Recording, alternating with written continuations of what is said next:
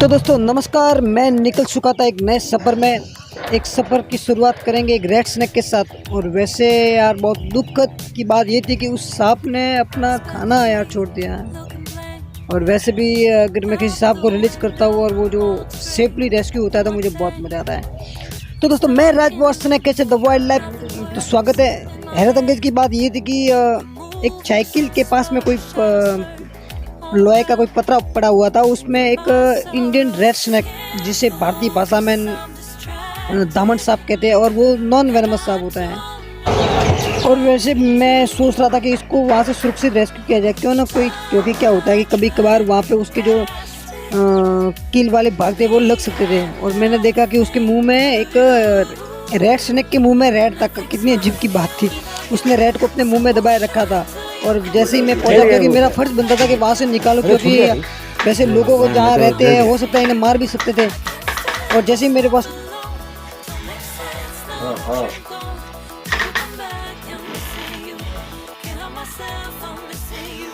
Gate के नीचे चाहिए, आप पीछे चलो।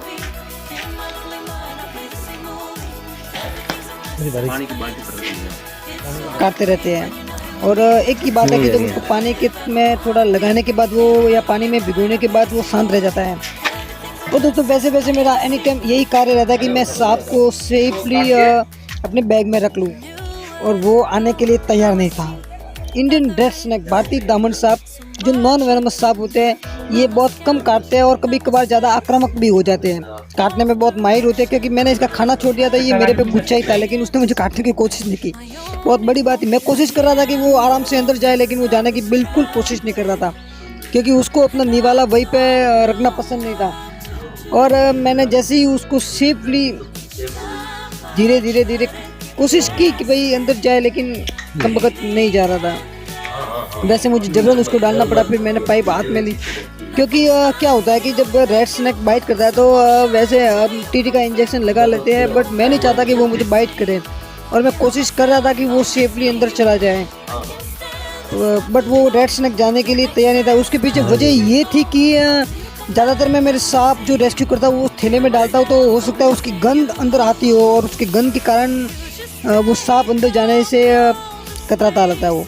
तो ऐसा अक्सर वाकया मेरे साथ कई बार हुआ है कि जैसे मैं बैग में डालता हूँ तो सांप ज़्यादा अग्रेसिव हो जाते हैं, या फिर थोड़े डिफरेंस अपने इस तो सामने मेरी कोशिश बरकरार थी कि मैं इसके अंदर इसको रखूँ, लेकिन वो जाने की बिल्कुल कोशिश नहीं कर रहा था।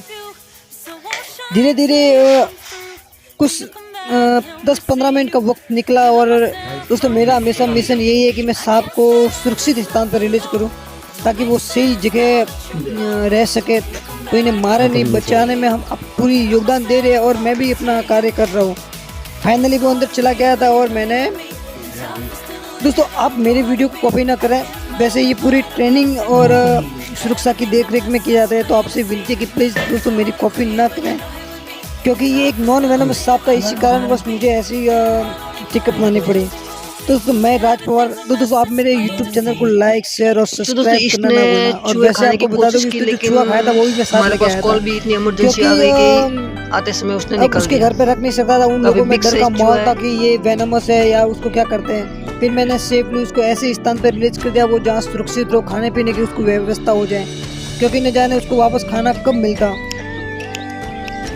और उसने मुझे एक बार काटने की भी कोशिश की, क्योंकि रेड स्नैक सांप का काम ही है दोस्तों काटना, और वो कभी भी काट सकते हैं। धीरे धीरे समय गुजरता गया, और आपसे अपील है कि कहीं भी अगर ऐसे नज़दीकी आपको सांप दिखे तो आप हमें कॉल करें। मैं the Raj Pawar wild life, और वो अपनी उस दिशा की ओर जा रहा था जहाँ अपने अगला जीवन सुरक्षित बिता पाया। आपने देखा वहाँ पे कुछ हलचल हुई, वहाँ से मेंढक कुछ भाग गए, और वैसे ही यहाँ पर मेंढक का शिकार कर पाएगा आराम से, और ये सेफ रहेगा। तो दोस्तों जय हिंद, जय भारत। और ऐसे ही एक नए एडवेंचर के साथ हमारी मुलाकात होंगी, क्योंकि हमारा मिशन यही है, सांपों को इंसानों से और इंसानों को सांपों से बचाना। मैं वाइल्ड लाइफ स्नैक कैचर राज पवार, और ये इलाका इनके लिए काफ़ी कमाल का था। जय हिंद, जय भारत, वंदे मातरम।